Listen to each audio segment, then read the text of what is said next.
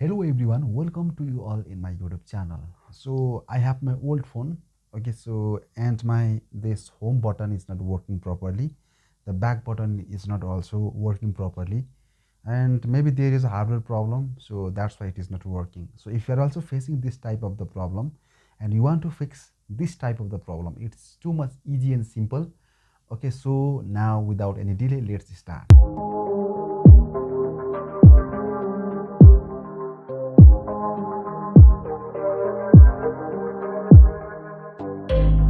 Okay guys, so now I'm inside my smartphone.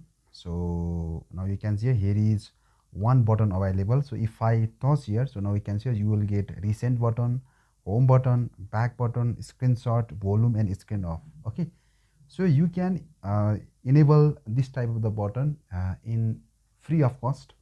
So the first solution is just you have to go in the setting. Okay, after going in the setting, so you have to go in the accessibility, and after going in the accessibility, so now we can see you will get different type of the options. So if I click here, so now we can see there are various type of the option available. So just you have to click in the interaction and dexterity.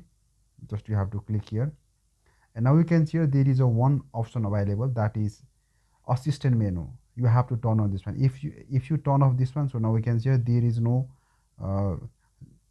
no more uh, the button available. So if you want to turn on that assistive menu, just you have to press in the accessibility, and you have to go in the interaction and dexterity, and you have to turn on the assistance menu. So now we can see you will get this type of the menu available here.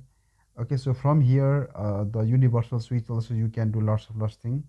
And after turning on the this option, so after turning on the assistant menu, you will get this option, and you can easily use recent, home and back button.